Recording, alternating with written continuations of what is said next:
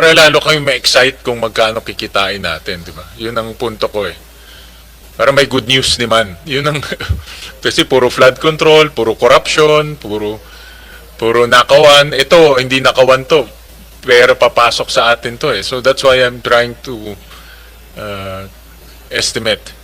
Kung meron kayong estimate. Mr. Chair, Estimates lang to. our Subject- estimate is yeah. we will maintain what we are earning now. Okay. Kasi babalik din siya eh. Once Yes. it's there, no? So, we're collecting now about 10 billion on the 60%. So, 10 billion plus 1 billion of PNOC. No, mga ganun, Mr. Chair. 10 billion pesos a year. Yes. Yes, Mr. Chair. Okay. Parang liit ah. Well, it won't go back to its original kasi Because of the capacity. capacity. Mga 50% lang siguro yung pinakamataas na nung at its high point.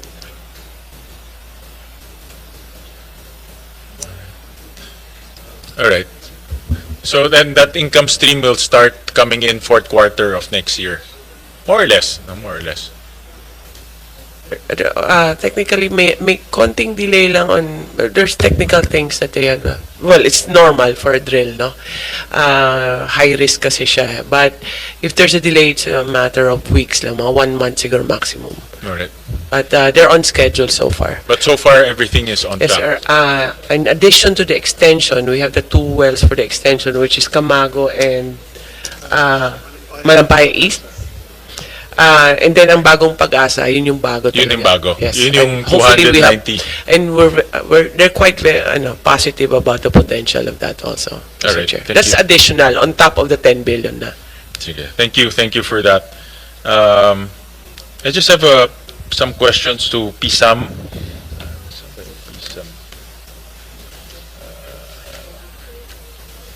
So, na-extend yung President De La Serna, na-extend yung life ng PSAM Yes, sir. to another 10 years. Yes, Mr. Chair. And then, there's still remaining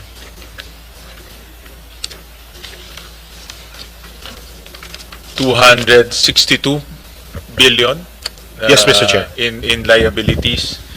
And based on the 10-year projection, are we on track to let's flash this nga, COMSEC, yung accomplishments of liability management. And malaking accomplishment to kasi which came from 1.2 trillion in 2003. Now we paired it off to 262 billion.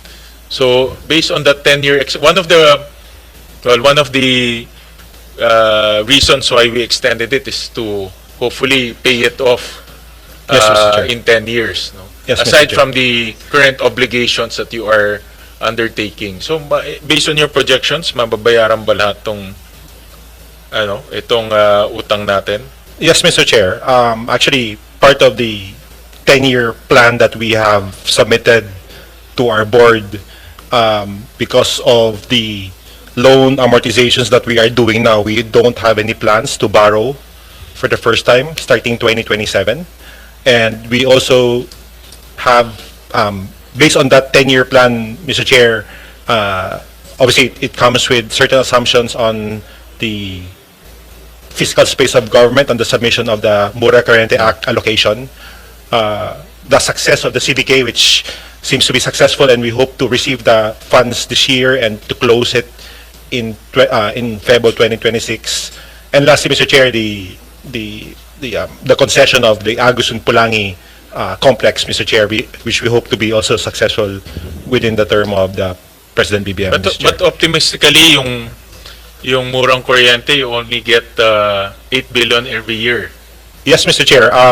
8 billion every year, and we are lobbying with the DBM and the Bureau of Treasury to increase that allocation from 8 to 16 billion a year, because the total remaining MK allocation is about 168 billion in 2026. So starting 2027, we are lobbying with the DBM and BTR for a 16 billion allocation, Mr. Chair. Okay, and let's break it down first. Itong 262, saan manggagaling yung income Reduction. stream niya? Yeah, reduction niya. Thank you, Mr. Chair. So out of that 262, we have about 168 billion of MKA. Okay. So less the 262, let's round it off to about 100 million. And if we receive the CBK proceeds, that's about 36 billion. So there's a remaining about 62 billion or 64 billion, Mr. Chair. So from there, we hope that with a successful concession of Agus and Pulangi, it should be more than enough to pay off all of these obligations once they mature, Mr. Chair. Si Agus and Pulangi, ang modality will be concession, not outright sale. Yes, Mr. Chair, because there's a specific prohibition in the pera, and based on our conversation Kasi with... pirang sabi naman, mag-consult eh. Pwede naman, i-consult Pwede naman, lang. sir. Pwede naman, sir. Pero... mag-consult lang with Congress. Yes, Mr. Chair. Pero yung the certain people, certain congressmen sir have been very Yes. passionate about the anti-privatization. So we've rebranded our plans to a concession and keeping the Yes. assets within government, Mr. Eh, Chair. what's the time of the concession modality? What's the time frame? Based on we've received a number of unsolicited proposals, Mr. Chair. And we are now in the process of evaluating these unsolicited proposals. There's actually already one that has been deemed completed by the PPP Center. So we're going through that timeline, sir, of 10 days, 90 days, and we hope that it seems to be a very strict timeline, Mr. Chair. Right? And if we find that proposal acceptable to government, then the timeline should be very quick, Mr. Chair. And anong estimated without divulging yung exact na amounts doon sa unsolicited proposal, but what indicative price are we looking at? Well, I think we submitted to your officer, Mr. Chair, right? But that's a very aggressive number, Mr. Chair. It can be as low as 40 billion to as high as 90 billion, Mr. Chair. But again, aggressive numbers, Mr. Chair. Okay. But yun ang nakikita nating numbers, Yes, Mr. Chair. more or less. Yes, Mr. Chair. The best case scenario is you get the murang kuryente allocation. Yes. The worst case scenario, you only get 8 billion until end of the life. Yes, Mr. Chair. And therefore, affecting also, the statement that I made that we don't have any plans to borrow in 2027 is also highly dependent on the allocation Correct, of the correct. So current. paano kung, assuming 8 billion lang, kasi yun yung trend for the last Kung- many years eh. Kung 8 billion lang, Mr. Chair, then Magkano we'll have to matitira? borrow at a minimum 8 billion also for that particular year. Oh, so pag yung 8 billion lang until end of the year, you have to borrow. You have Yes, no sir. choice eh. Yes. But you borrow and then to roll it over, but you still need to sell assets to completely wipe out the 262. Yes, Mr. Chair. Well, from my perspective, Mr. Chair, I have to wipe out close to 100 billion worth of obligations because the MKA should cater to that, right? To the differential. Tama, So whether tama. or not I receive 8 billion today or receive the balance at the end of 2036, it's now a national government Yes, liability. liability. So I just need to provide at the minimum 100 billion, which I hope to receive already from Agus Pulang and other privatization Yun activities. that's my point eh. Ang crucial dyan is the concession modality. Yes, Mr. Chair. Because if 8 billion lang ang mabibigay sa inyo, you have no choice but to yung concession, dapat ibenta talaga yung concession. Yes, Mr. Chair. So from upfront payments to, depending on the modality of the proposals coming from the various unsolicited proposals, Mr. Chair, it can be an upfront payment, then an annual amortization of payments, Mr. Chair, and we hope that should be more than enough to pay off the 262 billion obligation, Mr. I Chair. also heard earlier that yung Mindanao coal, it's TEAG, is still it's still in your portfolio. Yes, Mr. Chair. But it's not operating. It's an operating IPP coal-fired power plant Okay. in Mindanao, Mr. Chair, 200 megawatts. The original plan of PISAM there was what we call an ETM, on early transition mechanism, or therefore, in layman's terms, an early retirement of that power plant. However, based on our discussions with the DOE, given the security and stability of the Mindanao grid on energy, we are looking at a no longer an early retirement, but a retirement of the power plant in 2031, Mr. Chair. But you're gonna sell the IPP. No, the Anong commitment of national government, Mr. Chair, is a decommissioning of the power plant. at to decommission sayang naman. But it's an operating plant. But Secretary, why will you decommission it? But by the end of the IPP period in 2031, because it also comes with a commitment from international lenders to lend or to build RE power plants as a replacement, Mr. Chair. So yes, we do lose a 200 megawatt coal-fired power plant in 2031, but hopefully it also comes with a Walang interested party to take that? Well, I know coal now is medyo sunset technology na siya, pero walang interested party. at the moment, Mr. Chair, as compared to the market now, I think, in my personal opinion, Mr. Chair, there's a very the market for a coal-fired power plant in Mindanao is very small. I'm not promoting coal. I'm just saying asset kasi yan eh. Asset Yes, Mr. Chair, it comes kung merong interested, benta na lang natin. Bahala na siya mag-decommission. Yes, Mr. Chair, I agree. Gastos ka pa sa decommissioning. Agree, Mr. Chair. It's a 200 megawatt coal-fired power plant. Correct. But which, you have to spend for decommissioning. Tayo gagastos ba yan?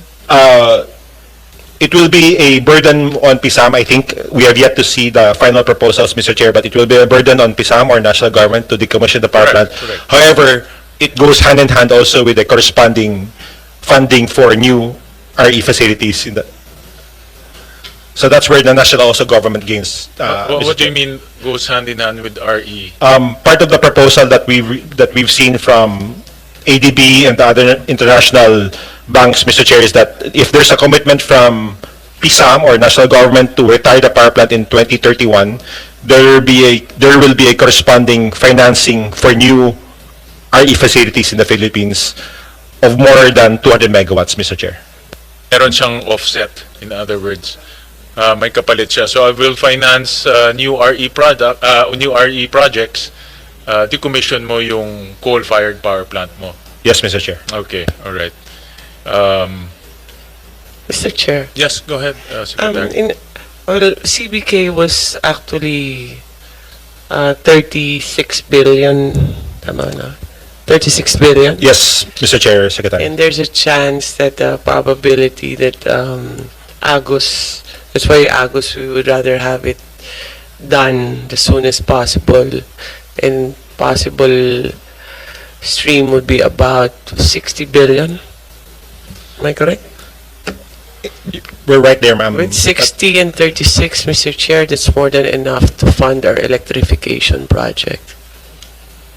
Ano yung 60 billion is going to go to creditors eh. Mga utang, di ba? He has Kasi 10 years to pay for them anyways.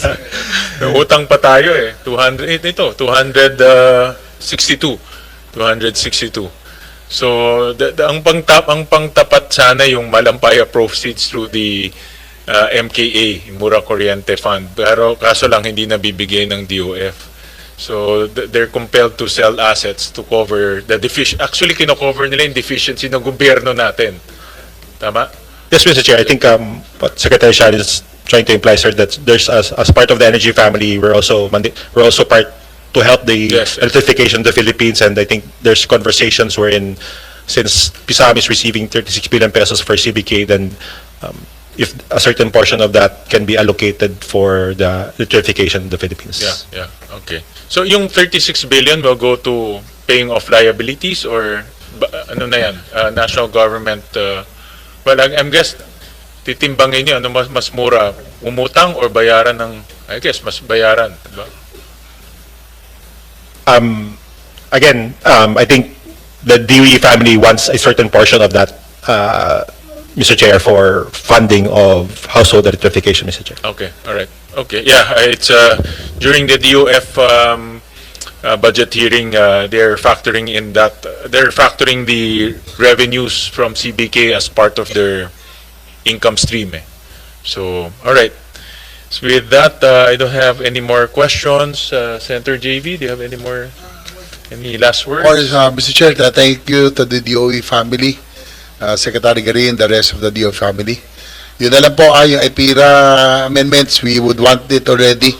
Kakalungkot yung IPIRA. Ipinera kasi noon eh. So, inaampalitan na kailangan amyendahan talaga. Maraming salamat, Mr. Chair. Mr. Chair. Yes, go ahead. Just a last request lang on our part, Mr. Chair. On top of the others that we've mentioned, we have a request for funding for the Philippine Geometry and Scientific Survey, which is 627 million. With this we will have more. Hopefully, with this is small compared to the possible more malampaya income stream that we have. This is continuing lang ato kasi medyo malaki to. But we can start with 627. It's been submitted already. 25, wala yan. It's I remember you requested it's not in 25. Okay. So 26 siya. It was in the House version. So hopefully we can Okay, support just send us also. a justification. Yes, sir. And then also the additional electrification of NEA, which is 8 billion ba tama? 8 billion for 26. Likewise, endorsed by the HOR, well, approved by the HOR, and now we're submitting it also to your committee, Mr. Chair. Those are the two. right. Hopefully with the GMC. With the GM, how much is GMC, the that's Chairman? We're looking at around 100 billion based on the last approved budget of both GMC and DMC, Mr. Chair. For both na ito, GMC and... Yes, Mr. Chair. Okay. okay. That's All right. We'll wait for your official Yeah. Request. letter and Yes, then sir. with the justification. we'll send it within a few days, Okay, Mr. Chair. okay, Thank yeah. you very much. All right. Thank you, Chairman. Thank you. Thank you. There being no further questions, the budget of the DOE, ERC, NEA, NPC, PNOC, including PNOC-EC, PNOC-RC, and PSAM Corporation are now deemed submitted for plenary's consideration, subject to the discussion and the submission of documents requested. So maraming salamat. Thank you.